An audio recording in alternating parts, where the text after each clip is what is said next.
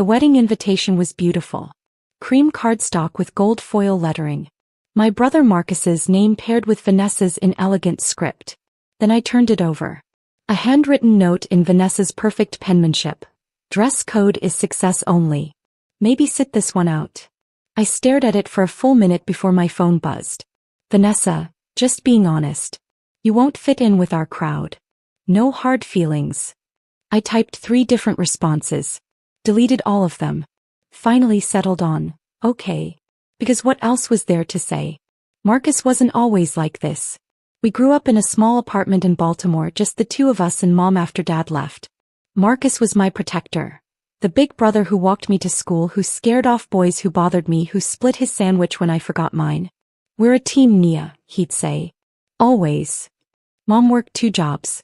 Marcus and I learned to take care of ourselves. Homework at the kitchen table. Ramen for dinner. Hand-me-down clothes that we wore without shame because everyone in our neighborhood wore hand-me-downs. Marcus was brilliant. Full ride to Georgetown for business. I was 2 years behind him, but I took a different path. Community college, then a transfer to University of Maryland. Not because I wasn't smart enough for Georgetown. Because someone had to help Mom with rent. That's when things started shifting.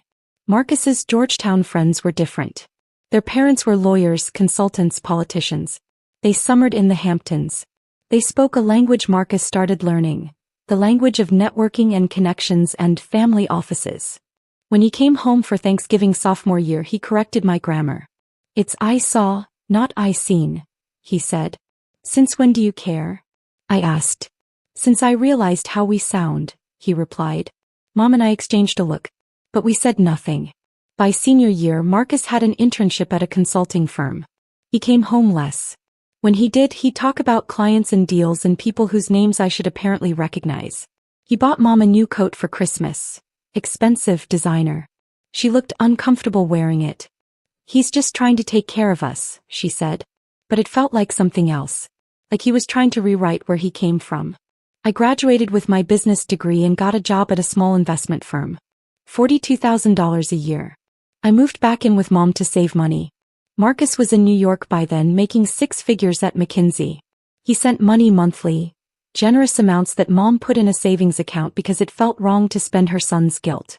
I started noticing patterns in the market. Small inefficiencies in how mid-market companies accessed capital. I'd spend my evenings running models, building frameworks, testing theories. You should sleep, Mom would say, finding me at the kitchen table at 2 a.m. Almost done, I'd reply. I wasn't building something. Not yet. I was just seeing things. Connections other people missed. 2 years after graduation, I started a side consulting practice. Helped small business owners structure their cap tables, find investors, navigate term sheets. Charged almost nothing, just enough to cover my costs. Built a reputation quietly. One client was a woman named Patricia who ran a small manufacturing company. She needed $2 million to expand. Banks wouldn't touch her. Black woman, modest revenue, competitive industry. I can find you the money, I told her. But I need equity. She laughed. You're not a VC. No. But I know how to structure deals they'll want. I spent 3 weeks building her pitch deck, financial models, introduction strategy. Connected her with 3 investors I'd been cultivating. He got her $2 million. I got 3% equity. That company sold 4 years later for $67 million. My 3% stake, $2.01 million. I was 27 years old. I told Mom. Made her quit her night shift job. Set up a trust so she'd never worry about money again. I didn't tell Marcus. By then he'd married into Vanessa's family. Old money, Maryland estate, the kind of wealth that didn't need to announce itself. He'd started his own consulting firm with Vanessa's father's connections. He talked about building generational wealth, while conveniently forgetting we came from a generation that had nothing. At family dinners, he'd ask about my job with barely concealed condescension. Still at the same firm? He'd ask. Yep. Maybe I could get you an interview at my company. Entry-level, but better than. I'm good, Marcus. Vanessa would smile sympathetically. It's hard to advance without an MBA these days. I'd smile back. Say nothing. Because I'd turn my Patricia model into a business. Nia Capital. a micro VC fund focused on women and minority-owned businesses that traditional VCs ignored. I found diamonds everyone else missed. I structured deals that made everyone money. By the time Marcus got engaged, my fund had $45 million in assets under management. I'd backed 17 companies. 12 were thriving. 3 had exited. 2 had failed, but I'd learned from those failures, structured better deals, built better support systems. I was quietly building an empire in spaces Marcus's world didn't even see. The deal that changed everything came 8 months before Marcus's wedding. Marcus's company was struggling. I knew because I paid attention. I followed his LinkedIn, read the industry coverage, noticed the subtle signs, longer gaps between announcements, generic posts instead of specific wins, the careful silence around revenue. Then I saw the emergency board meeting notice. Public companies have to disclose certain things. Marcus's firm wasn't public, but they had public debt. I knew how to read the signals. They needed $8 million. Fast. I had relationships with people who had $8 million. More importantly, I had credibility they'd trust. I made calls. Structured a deal. Syndicated it across 4 investors I'd worked with for years. They'd invest $8 million in Marcus's company, but the terms would be mine. Fair but firm.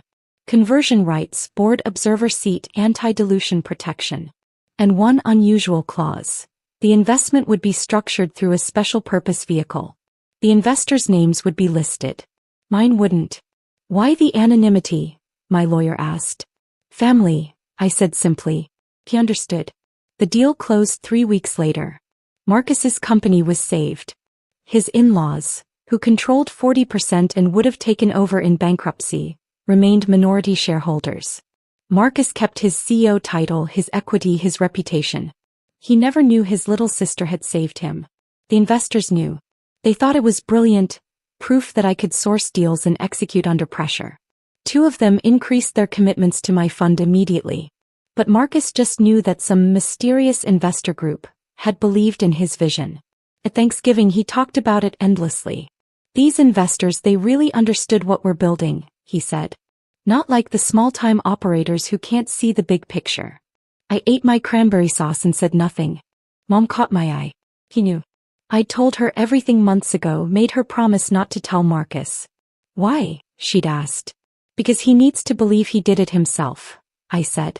And because I don't need credit. I need returns. The investment was performing well. Marcus's company had stabilized, started growing again.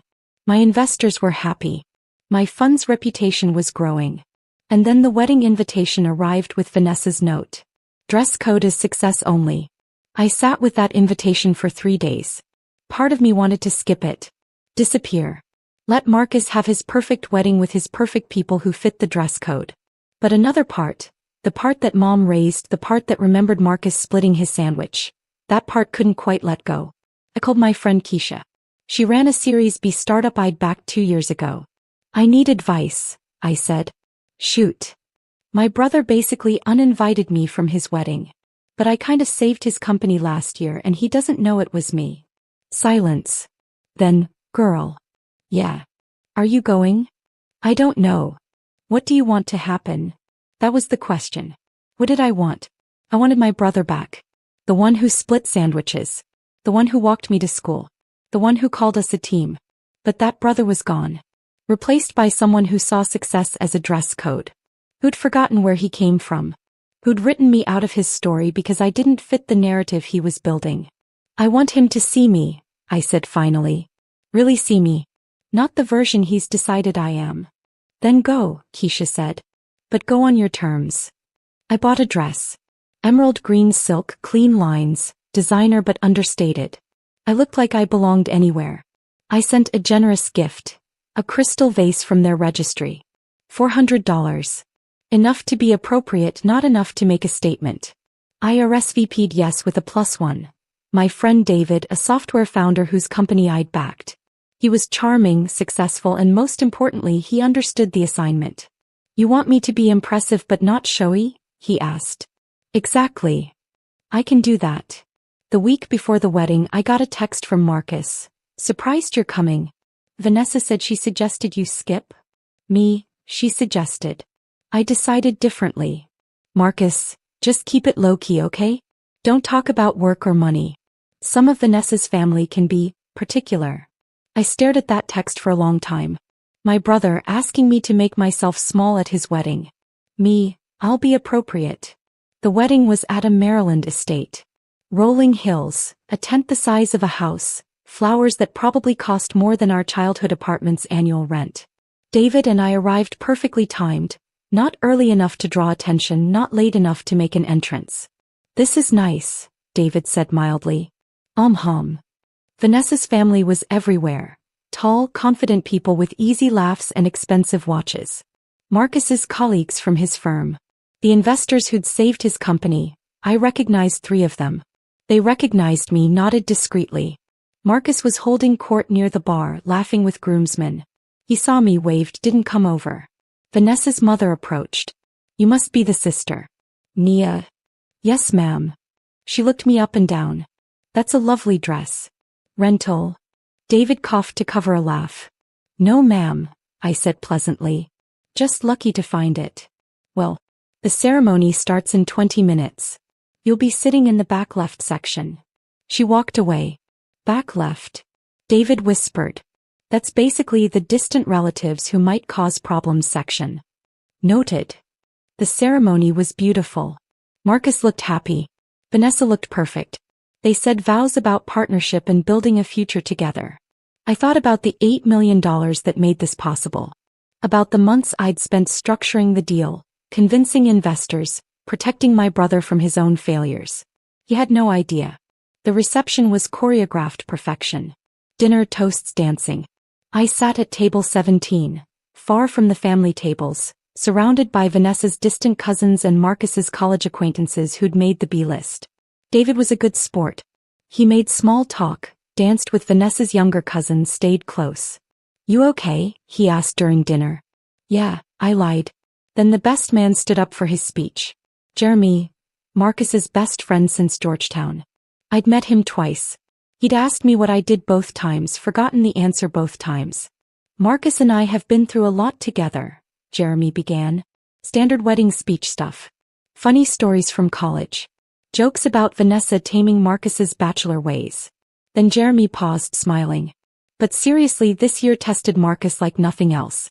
Some of you know his company hit a rough patch. Dark times. We weren't sure the business would survive. The room got quiet. Marcus looked uncomfortable. This wasn't supposed to be part of the speech. But Marcus did what great leaders do. He found a solution. He connected with investors who believed in his vision. Who saw what he was building. My investors were at table 4. I saw one of them, Richard, shift in his seat. In fact, Jeremy continued, those investors are here tonight. And here's a fun fact most of you don't know. Oh no. The lead investor on that deal, the person who actually structured the whole thing and brought everyone else in? She's here tonight. My heart stopped. Richard was looking at me. So was Patricia, my first client whose company's exit had made me real money. She was here as Vanessa's father's business partners +1. Small world. Jeremy followed their gaze. Nia, he said, surprised. Wait, Nia, is that you? The room turned. 300 people suddenly looking at table 17. I felt David's hand on my arm. Steadying. Jeremy laughed, delighted. Holy shit. Sorry, Reverend. But seriously, Marcus, did you know your sister is the one who saved your company? The silence was absolute. Marcus turned.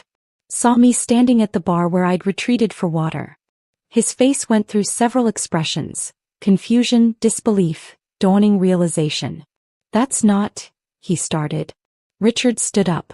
It's true. Nia structured the entire deal. Brought all of us in. Best term sheet I've seen in a decade. Your company wouldn't exist without her. Vanessa's father, who'd been on Marcus's board during the crisis, was staring at me. You're in C? Nia Capital. Yes, sir. We've been trying to get a meeting with your fund for 6 months. The room was spinning. This wasn't how this was supposed to go. Patricia spoke up from her table. Nia backed my company 4 years ago. Changed my life. She's one of the best investors in the Mid-Atlantic region. Jeremy was still at the microphone, looking thrilled with himself. This is amazing. Marcus, your little sister is basically a secret millionaire who saved your ass. Billionaire actually, Richard corrected quietly. Her fund's last valuation put her personal stake at just over $1 billion. I felt like I might throw up. Marcus was walking toward me. The entire wedding watched. He stopped 3 feet away. Your Nia Capital. Yes. You saved my company. The investors saved your company. I just introduced them. Why didn't you tell me? The question hung there. 300 people waiting for my answer. I looked at my brother. Really looked at him. Saw the Georgetown kid who started correcting my grammar. The consultant who sent mom guilty money. The groom who told me to keep it low-key at his wedding. Because you never asked, I said quietly. About my work. My life. What I was building. You decided who I was. The little sister who didn't fit your new world. And I let you think that because it was easier than fighting you. Nia. You told me not to talk about work or money tonight. You sat me at table 17, Marcus. You let Vanessa's mom ask if my dress was a rental. You asked me to make myself small at your wedding. His face crumbled. I didn't know. You didn't want to know. There's a difference. Vanessa appeared beside him, her face pale. You're a billionaire? My fund is valued there. I'm not personally. I stopped. It doesn't matter. Why did you help Marcus if, she started. Because he's my brother. Because family helps family. Even when family forgets, that works both ways. The room was so quiet I could hear the band's drummer shifting in his seat. Marcus's voice cracked. I'm sorry. I know. I've been an asshole. Yeah. Table 17. Jesus, Nia. I put you at table 17. I noticed. A laugh rippled through the crowd. The tension broke slightly. Marcus looked around at his wedding, at the tent his company's saved finances had helped pay for, at the guests who now saw him differently, at the wife who was recalculating everything she thought she knew. Can we talk? He asked. Really talk? I wanted to say yes. Wanted to hug my brother and fix everything and go back to being a team. But the hurt was too deep. Years deep. Sitting at table 17 deep. Not tonight, I said gently. Tonight is your wedding. Celebrate it. We can talk later. Promise. I looked at him, at the brother who'd split his sandwich, who'd walked me to school, who'd forgotten somewhere along the way that we came from the same place. Promise, I said. He nodded. Stood there awkwardly for a moment. Then hugged me quick and tight. When he pulled back, his eyes were wet. Jeremy was still at the microphone. Well, that was unexpected. How about we dance? The band started playing. The crowd shifted, conversations exploding everywhere. David appeared with my clutch. Time to go, he asked. Yeah. We made it to the parking lot before my phone started exploding. Text from Mom. What happened? People are calling me asking if it's true. Text from Keisha. Did you just get outed as a billionaire at your brother's wedding? Text from Richard. Sorry if I made things awkward. Jeremy asked me directly and I assumed you told your family. Text from Marcus. Please don't leave. Please. I turned my phone off. David drove us back to the city in silence. Finally, he said, for what it's worth, you handled that with serious grace. Didn't feel graceful. You didn't throw anything. You didn't yell. You told the truth without being cruel. That's grace. I leaned my head against the window. I saved his company and he sat me at table 17. I know. He told me not to talk about work because it might embarrass him. I know. And now everyone knows and he looks like an idiot and I feel like shit about it. That's because you're a better person than he deserves. I started crying then. Quiet tears that I'd held back all night. All year. Maybe all the years since Marcus left for Georgetown and started becoming someone else. David handed me tissues. Didn't try to fix it. Just drove. The next week was chaos. The wedding story went viral on Black Finance Twitter. Billionaire sister sits at table 17 became a meme. Think pieces about family dynamics and success. LinkedIn posts about staying humble. My fund's website crashed from traffic. We got 847 new investment inquiries in 4 days. Marcus called 17 times. I didn't answer. Mom came to my apartment. You need to talk to your brother, she said. I will. When I'm ready. He's devastated, baby. Good. Mom looked at me, really looked. You're so angry. I'm tired, Mom. I'm tired of making myself small. I'm tired of being the sister who doesn't fit. I built something extraordinary and my own brother didn't want to know about it because it complicated his story. He was wrong, she said simply. He's been wrong for years. I've watched it happen. Watched him pull away from us, from where he came from. I thought love would bring him back eventually. Did it? I don't know yet. But I know he's hurting. And I know you're hurting. And I know you two used to be a team. I started crying again. I saved his company, Mom. I spent months structuring that deal. I protected him. And he told me to keep it low-key at his wedding. She held me while I sobbed. My successful billionaire self, crying like a kid in my mother's arms. I agreed to meet Marcus 2 weeks after the wedding. Coffee shop, neutral ground, time limit. He looked terrible. Dark circles under his eyes. Wrinkled shirt. Thank you for coming, he said.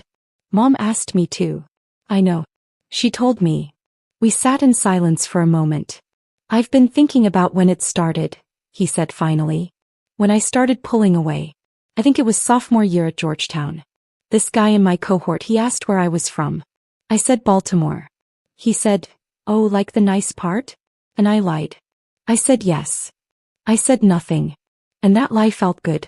Felt like I could be someone new. Someone who didn't have to explain why my mom worked 2 jobs or why I had a scholarship or why my sister went to community college first. I could just be. Marcus. No backstory. Just forward. You were ashamed of us. I was ashamed of being poor, he corrected. I thought it was different. But it's not, is it? Because you and Mom are part of that story. And I tried to edit you out. You succeeded pretty well. He flinched. I know.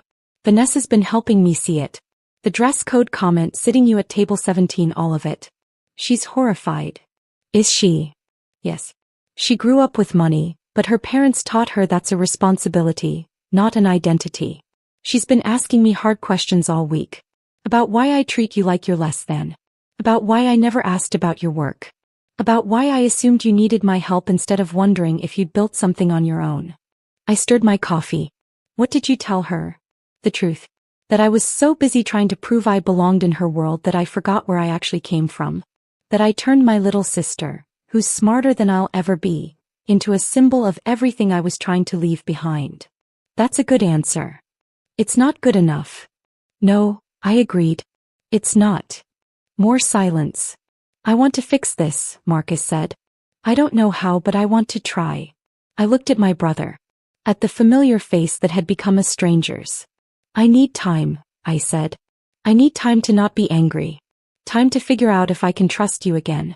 Because right now, Marcus, I don't trust you. You've spent years showing me who you've become. One conversation doesn't undo that. I understand. And I need you to understand something else. I don't need you. I don't need your connections or your firm or your approval. I built something on my own. Something real. And whether you see it or not, whether you respect it or not, it exists. I exist. Not as your little sister who didn't finish at Georgetown. As Nia. As myself. His eyes were wet. I see you now. You see the billion-dollar valuation. I need you to see the person who built it. The person who sat at your kitchen table at 2 a.m. running models. The person who took the community college route because Mom needed help with rent. The person who never forgot where she came from even when her brother did. How do I do that? I don't know. That's the work you have to figure out. We left it there. No dramatic reconciliation. No hug.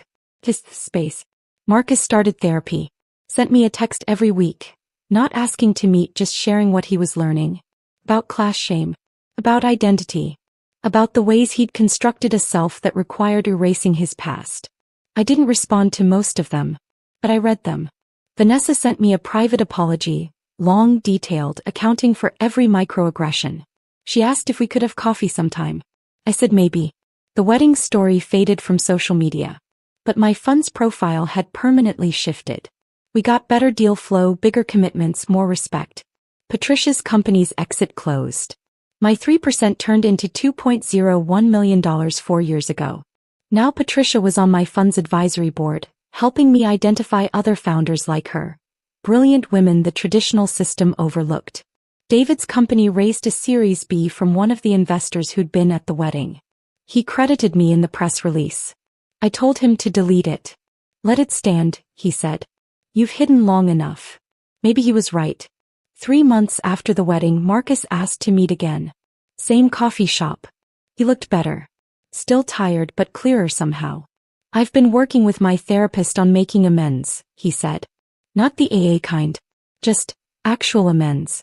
Doing differently, not just saying sorry. Okay. I went back to our old neighborhood. Walked to our apartment building. It's still there. I know. I bought it. His eyes widened. You bought our building? 2 years ago. Fixed it up. Kept the rents affordable. Made sure the families who live there now have what we didn't. Good heat, safe stairs. A landlord who cares. Why didn't you tell me? Why would I? You'd moved on. He absorbed that. I want to help. With the building. With the community. I have skills, operational stuff, finance stuff. I could be useful. You want to volunteer? I want to contribute. To something that matters. To something that remembers where we came from instead of running from it. I studied him. This isn't about assuaging guilt. It's about becoming someone worth being. Someone our mom would recognize. Someone you might trust again someday. That's a long road, Marcus. I know. But I'm ready to walk it. I thought about it. About the brother who split sandwiches. About the team we used to be. Okay, I said finally. But you report to my property manager. You don't get special treatment.